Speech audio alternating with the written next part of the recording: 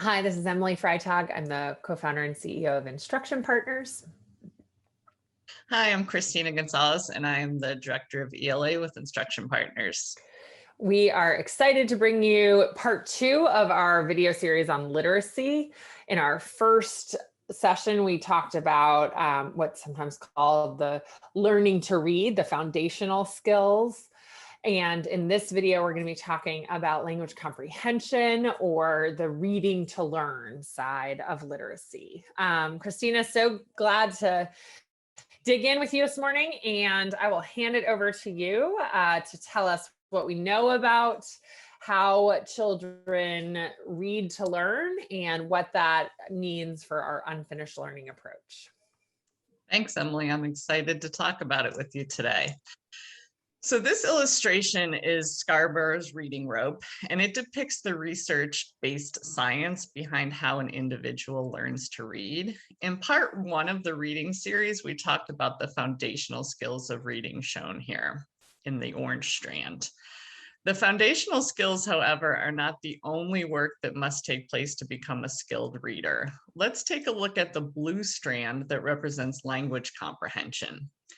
Those are the reading skills that students must develop in order to understand what the words that they read actually mean. And as these two sections of the rope become intertwined, a reader becomes more and more proficient. These skills are not intended to be taught separately from one another. Although word recognition happens systematically, all of the strands of the rope are meant to be taught concurrently. And we want students not only reading the words on the page, but understanding the words as well. And as with a real rope, weakness in any one of the strands impacts the strength of the rope as a whole.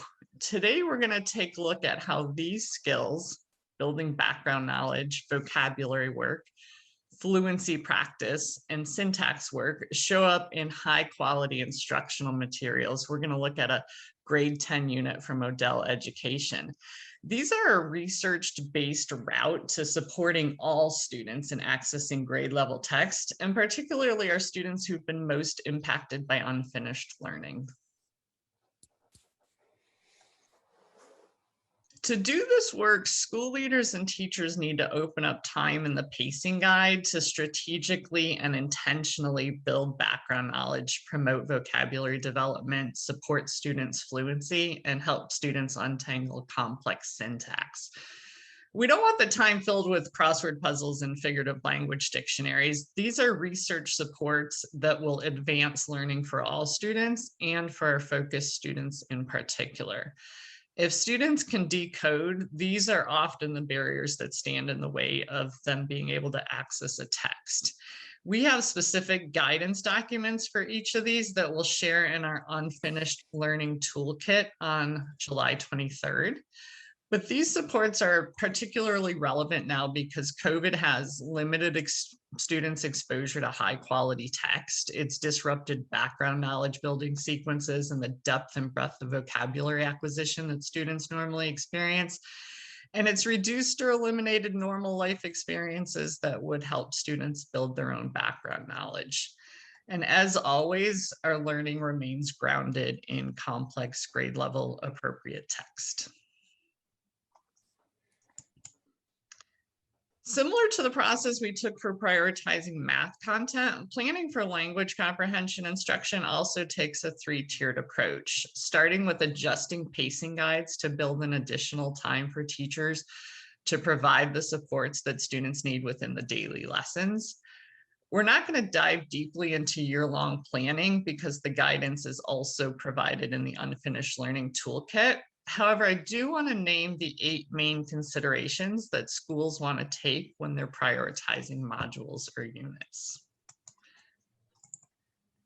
When thinking about prioritizing content, we have decision-making guidance questions for school leaders and teachers as they consider which units or modules to include on their pacing guide and which to omit. Once those decisions are made, teachers can use PLC time to determine how to leverage background knowledge building opportunities, promoting vocabulary development, supporting students' fluency, and examining complex syntax.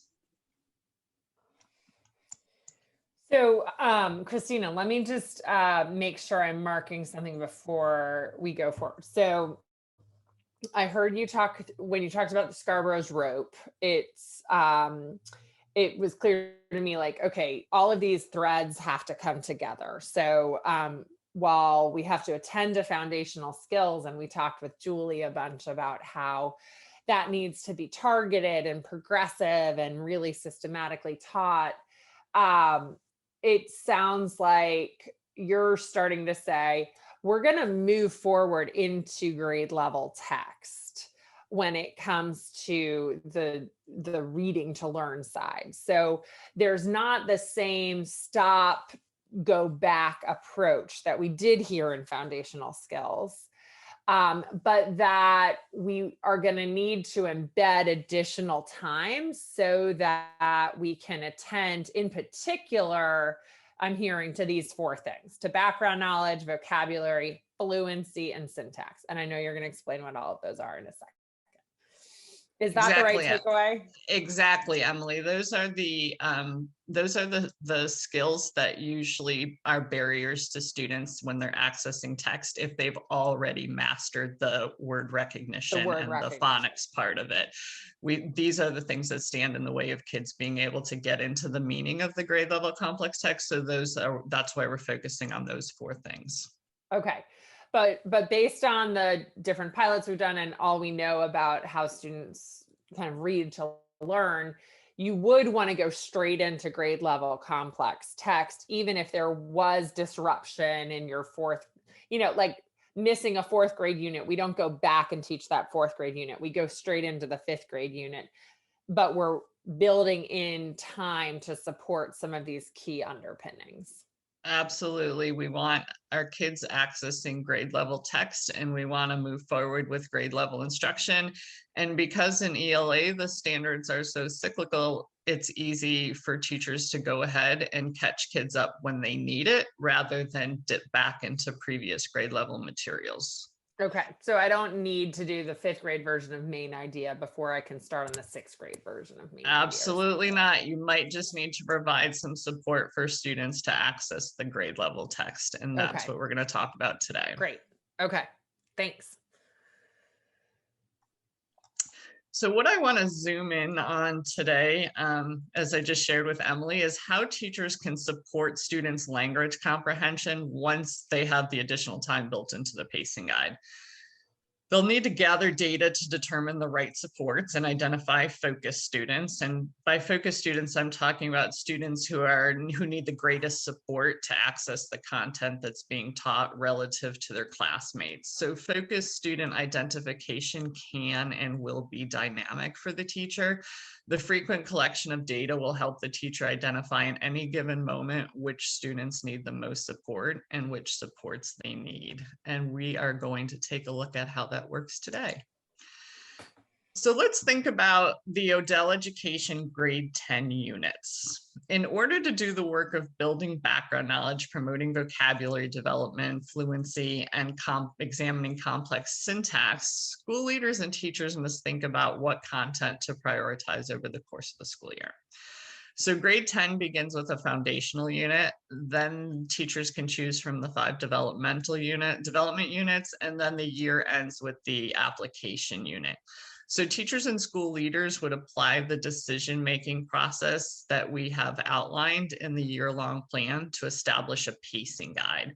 And once the priority content has been identified, then teachers can start to think about the necessary supports both within the modular unit as well as within the lesson to ensure that all students can access the grade level text. Okay, so just to pare it back, I'm taking a look at a high quality curriculum. I'm going to the on grade level section, and I'm using a variety of factors to think about which of these units is the most important, because I'm actually going to need to spend more time on that unit and embed the supports needed within it. So I want to be strategic about which of the units I'm applying the most time to. Yeah, Emily, we have a guidance document that we'll share to help folks make those decisions, but we're thinking about like what's the knowledge story of the module and what's the knowledge story over the course of the grade level and what's the vertical knowledge story, because we know that reading can't be separated from reading comprehension, and knowledge building cannot be separated. So we want to make sure that we keep the knowledge story together. We want to make sure that we offer diverse texts to students. We want to make sure that we center argumentative writing. So those are the kinds of things that we want folks to start thinking about when they build out their pacing guide and decide which modules or units to keep and which ones to omit. So we're going to jump into the first of our 4 reading supports that we're focusing on today, which is building background knowledge. When we think about why we're focusing on knowledge building matters particularly for our focused students. Students can learn comprehension skills such as summarizing main idea, making connections fairly quickly, but they can only apply those reading comprehension skills if they have the necessary vocabulary and background knowledge to access meaning. So that's why we want to focus on building the knowledge that students need to access the text so that they can then apply the strategies that they've learned. Emily, let me give you an example of why building background knowledge is so important for kids. In the 1980s, researchers asked 64 junior high school students to read a passage describing a baseball game, and then students were divided into 4 equal-sized groups: high and low reading ability students and high and low prior knowledge about baseball. And after reading, each student moved figures around on a miniature baseball field while verbally retelling the story. And what was interesting about their findings was that knowledge of the topic had a much bigger impact on comprehension than generalized reading ability did. So with sufficient prior knowledge, students who were in the low reading ability category performed similarly to higher ability students. After seeing the results, the researchers explained that prior knowledge creates a scaffolding for information in memory, and students with high reading ability and low knowledge of baseball were no more capable of recall or summarization than were students with low reading ability and low knowledge of baseball. And what's interesting about this study is it's been replicated many times since then with different content with the same results. The famous baseball study. I mean, it's so interesting just to think about how important we know knowledge is, and yet knowledge doesn't show up in the standards, right? It's the standards do orient around text and orient around skills within text, but I think it's just so it leads to such different action when you know how important knowledge is in governing reading. So tell us more about how that would show up in a unit. So let's go think specifically about the grade 10 Alexander Hamilton unit from Odell Education.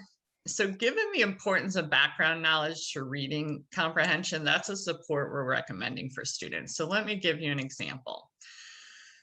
As a teacher, while reading the text, I analyze the features of the text that contribute to its complexity and make it challenging for students to access. And what I discovered was that the text relies on knowledge about the time period, specifically a basic understanding of the American Revolution. The vocabulary is only moderately complex, but there were text critical words that need to be defined, such as impoverished and squalor and astute and destitute. And the text also uses metaphors such as put a pencil to his temple, connected it to his brain, and idioms such as waiting in the wings for you. But there's also allusions to rap, R&B, and Broadway musicals. So I'm first going to think about how to support students in tackling the knowledge demands of the text. But a pitfall here is to avoid providing background knowledge for students that they can gain through the text themselves. So I really want to be strategic about exactly what background knowledge students need and how I'm going to surface that, that background knowledge so that I can then decide which students I'm going to focus on who need to grow their background knowledge. So I need to determine which strategy I want to use to gather that data. And there are many strategies from which a teacher can select to help students surface what they already know about a topic. And we'll be sharing those as well in our unfinished learning toolkit. But the strategy that I'm going to use is the Notice, Think, and Wonder tool, because it's already built into the curriculum. But what I will be looking for as students complete the tool is evidence of a basic understanding of the American Revolution, a basic understanding of the time period, a basic understanding of who the author is, and clarity around primary versus secondary sources. So once I do that and I gather data around which students need to build their background knowledge, I need to decide which strategies to leverage either in advance of or while reading Alexander Hamilton to help students build their knowledge. So I decided to help students build background knowledge before reading the text. And I'm going to ask students to work in triads to closely read a set of photographs, summarize what they see, and draw one inference about the historical time period or event. Photos can be a great way to develop a good deal of background knowledge quickly for students at all levels of literacy. But we are sharing additional strategies in our unfinished learning toolkit as well for helping students build that background knowledge that they need. Okay, so just parroting back, we know knowledge matters immensely to how students access text. Curricular units are going to treat background knowledge in different ways, but we're going to want to attend as teachers to understand what background knowledge are kids bringing into this unit, what are they not, and then if we're seeing that they're missing some critical background knowledge that would help them access the text, while being careful about not providing for them background knowledge they can get from the text, we do want to make sure we're supplying opportunities for them to build that background knowledge before we jump in. So we're going to use some of that extra instructional time that we're building into this unit strategically to provide background knowledge on the topic of the text. Yeah, exactly, Emily. And that's why it's so important for teachers to really know the text deeply in the unit or in the modules so that they can plan for what background knowledge is provided through a text in the unit and what background knowledge do I want to learn do I need to teach students if say background knowledge that is needed to understand the Alexander Hamilton text maybe appears in the next text. The creators of the curriculum probably did that intentionally, but I need to know what the next text is so that I know students are going to get that background knowledge in the next text and I don't over scaffold for kids. Okay, great, thanks. I feel like I understand background knowledge. Take us into fluency. Yeah, so we're going to jump into the second support today, which is fluency. And fluency is the rate, accuracy, and prosody with which our reader reads. In other words, are they reading at a pace appropriate for the text? Do they use expression when they read? And are they reading the words accurately? So students who are reading fluently are able to recognize words automatically. They group words quickly to help them gain meaning from what they're reading. They typically recognize words and comprehend at the same time. They read aloud effortlessly and with expression, and they sound natural as if they're speaking when they're reading. So when we think about why fluency is important, what's really important to name here is fluency is important across grade levels, including in middle school and high school, which may not be something fluency routines may not be regularly happening in secondary classrooms, but we really want to encourage teachers to do that. Fluency doesn't guarantee comprehension of a text. A student can read aloud, be a word caller and read aloud all the words beautifully, but a lack of fluency guarantees a lack of comprehension. Fluent readers are able to focus their attention on making meaning rather than figuring out how to pronounce the words. So fluency significantly impacts a student's comprehension level. Let's go back to our Alexander Hamilton example. First, I want to determine which, if any, excerpts of the text lend themselves well to fluency practice. In other words, building the student's understanding of how pacing and expression are cued by syntax, vocabulary, and text structure. So during the lesson preparation, I carefully read Alexander Hamilton to see if there were any passages that fit these criteria. Is it text critical? Is it an excerpt that's text critical? Is it short enough in length for students to practice it reasonably a few times? So I had to think about which excerpt I wanted to use, if any, from the Alexander Hamilton text for fluency practice. And what I found was that the 10th verse describes Hamilton's transition from his life in the West Indies to his new life in New York. And this is a particularly critical moment in the text in terms of meaning, and there's interesting vocabulary. So reading aloud will support increased comprehension of this text and strengthen fluency. So one of the things I can use is the oral reading fluency table to help me determine which students need fluency work. Notice that the oral reading rates beyond the 8th grade level are not listed. Emily, that's because when we read aloud, we generally don't read faster than what we can read at an 8th grade reading level. So even if we're doing fluency practices in the upper grades and in high school, we can still use the oral fluency data table to help us determine which students need practice. So once I've organized my my students into groups based on who needs fluency practice, I need to decide which strategy to leverage while we're reading Alexander Hamilton. And what I decided was that after activity 5 concludes in the unit, students will practice fluently reading this excerpt of text with a partner using a fluency partner assessment rubric. And I'll invite focus students to read with me so that I can gather additional data as they read. This repeated reading provides the reader with increased familiarity with the text, its words, and its literary and syntactical features will become more evident to students the more frequently they read the excerpt. And in addition, the practice that students are doing in class, I will probably assign the excerpt as homework for students to read aloud nightly at home and work on their fluency. Okay, so I'm moving into grade level text, but knowing that there are going to be some supports needed, I'm attending to background knowledge, and for the students who need the additional fluency practice, I'm making time in class and additional supports to make sure that for strategic components of the text that are really important, we're getting additional practice on fluency.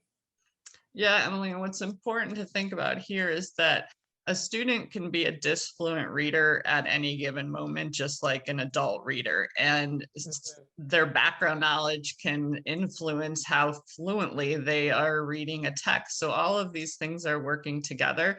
So we don't ever want to lock kids into a group as being the disfluent readers in the class, because a student can be disfluent with any given text. Okay. All right, let's move into vocabulary. All right, so we're going to jump into the third of the 4 supports that we're focusing on. Studies show that knowledge and vocabulary are 2 sides of the same coin. Vocabulary grows alongside knowledge. So the more you learn about the world, the larger your vocabulary gets, and the more you know about the world, and the more you know, and the more words you know, the better comprehension you have to demonstrate because of the knowledge that you have. So let's go back to our Alexander Hamilton example again. I know that I want to use the time that's been created in the pacing guide for me to grow students' vocabulary. So during the lesson internalization, I carefully examined the Hamilton vocabulary list that the curriculum provides. And I also looked for any additional words in the text that fit the criteria you're seeing on the screen, in case there were some additional words that I wanted to add to the student vocabulary list. Now I need to figure out, what do students actually know about these words, so that I'm not teaching words students already know. So I thought about how I would gather the data that I needed so that I could decide which words needed the most attention. And I decided to use a vocabulary self-knowledge rating tool so that students could quickly tell me how much they know about the different words. And after reviewing the data, I decided that the first word that I would focus on was the word astute. It's definitely a word worthy of 10th graders' time and attention. It's a high utility word. There's a good chance it will become part of their expressive vocabulary, and it's text critical. Again, we have additional data gathering ideas in our unfinished learning toolkit that we're going to share. But now I need to decide which strategy to use to support word learning in Alexander Hamilton. And I decided to explicitly teach the word using a 7-step vocabulary process versus just a drop-in definition, because this is such an important word. As with the other supports, you can find different ways for teaching vocabulary in our unfinished learning toolkit. But I'm going to share an example with you of the 7-step process. So I would share with students that we are learning the word astute today. And I would invite them to say that word out loud with me 3 times so they can start to think about what that word looks like in text. And it's a word that they can start to pronounce fluently. Astute, astute. Okay. Then in the text, it says, I would point out to the students where in the text the word is used. In the text, it says, there would have been nothing left to do for someone less astute. He would have been dead or destitute without a cent of restitution. So now the students can think about the word in the context of the text. Then I'm going to provide a dictionary definition for students. And I'm going to, so that they can get used to the academic language of the classroom. Astute means having or showing shrewdness and an ability to notice and understand things clearly, being mentally sharp or clever. But then I also want to be sure and provide students with a student-friendly definition. So I'm going to tell them, in other words, if you describe someone as astute, you think they show an understanding of behavior and situations, and that they're skillful at using this knowledge to their own advantage. I might also point out something interesting about the word to students, if it has an interesting prefix or an interesting suffix. In this case, what I would point out to students is that there's a Spanish cognate for the word astute, which is astuto, and that would help some of my students who are English language learners to make that connection. Then I would invite my students to turn to a partner and tell your partner someone you know who you think is astute and what makes you think that about this person. So now I could do like a quick check for understanding our students starting to internalize the meaning of astute. And then I'll let students know, you're going to see this word when we read, but you should try to use it in our discussions and our summaries in class. And I would encourage students to start using the vocabulary that I'm teaching so that they can get the 10 to 20 exposures that they might need to make a vocabulary word part of their expressive vocabulary. Okay, so you're like really zooming in here. We've got an on-grade level text, but it's got some complexity, and you're not doing this for every word, of course, but for a couple of words that you're like being very thoughtful about, you're really making time to make sure that it's part of how students are able to approach the text.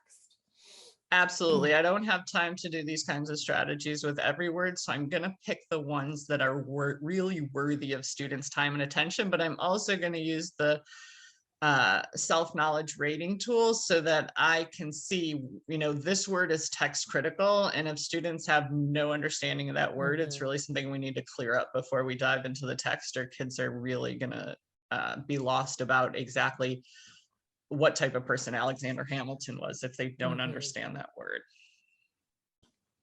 Okay, so we've talked about vocabulary, building knowledge, and fluency. Take us into syntax.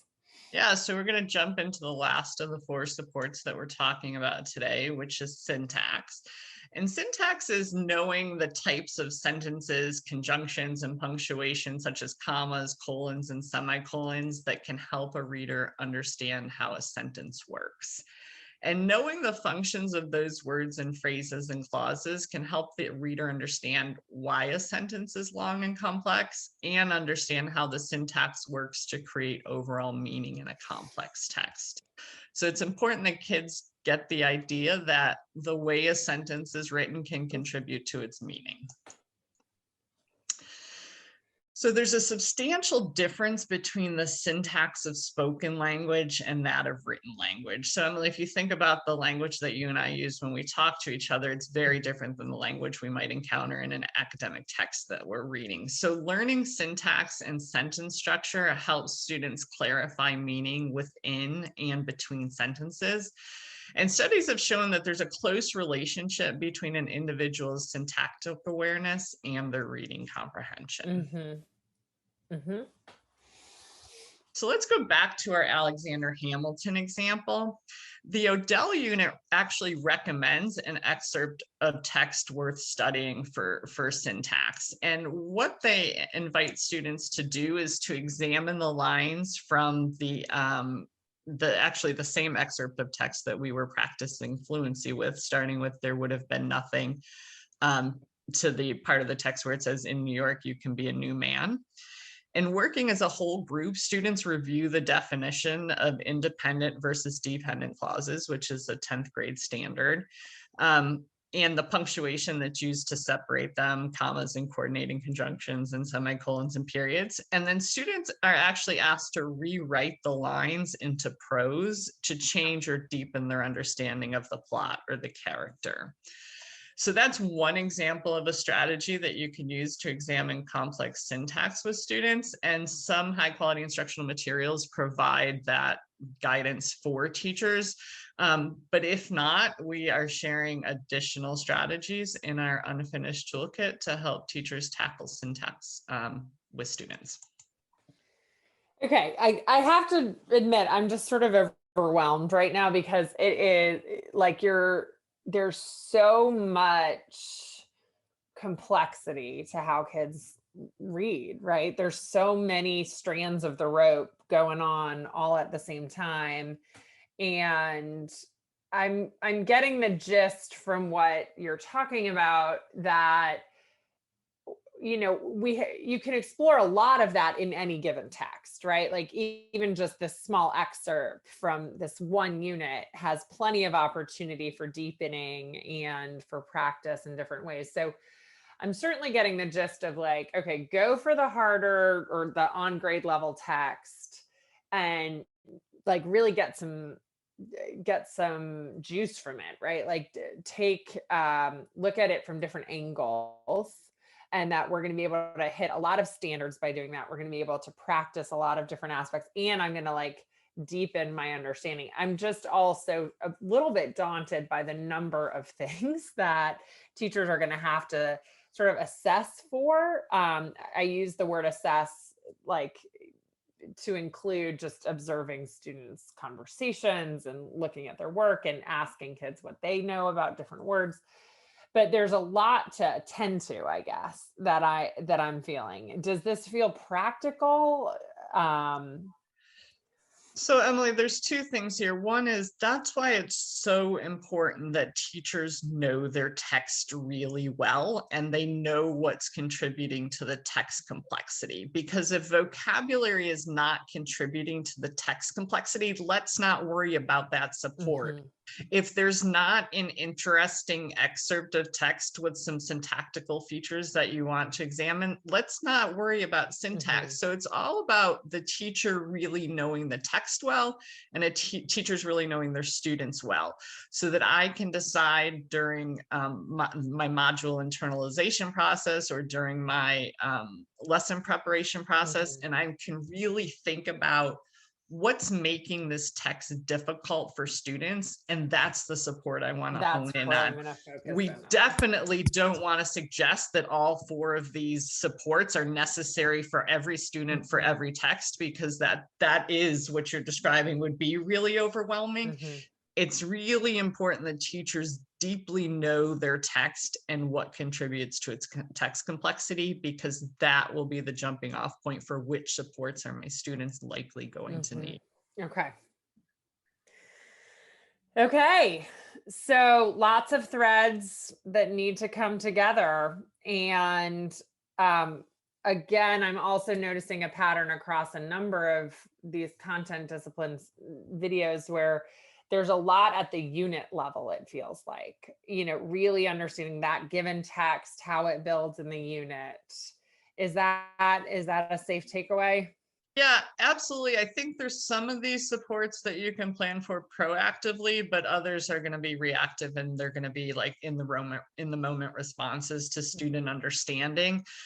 You might be able to plan during your module internalization process what background knowledge students are going to need for that entire module.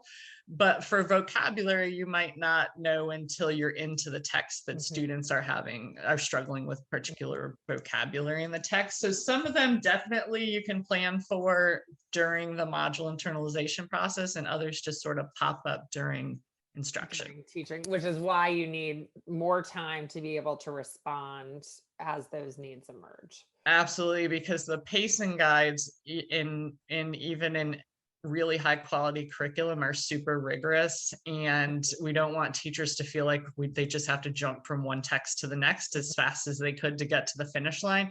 We want them to be able to really dive deeply into some meaningful text in the curriculum. Because I'm taking away from that, because kids will actually learn more by actually getting into the depth than they would if we raced through more. Absolutely. Okay. All right. Anything else, Christina? So we are back to Scarborough's rope that you all have seen many times. So as you saw with the example from the Odell unit, supporting students in language comprehension is not something separate from the curriculum that we're teaching. It's an inherent part of the curriculum that leads to fluent, skilled readers. So we don't want teachers to think this is something else I have to do. This is the thing that we're doing. And just to keep in mind that these strands of the rope are meant to be taught concurrently. We want students not only reading the words on the page, but understanding the words as well. Thank you so much, Christina. Super appreciate hearing your deep dive into Alexander Hamilton unit and what we know about how kids read to learn. Absolutely, Emily. It was my pleasure. Thank you.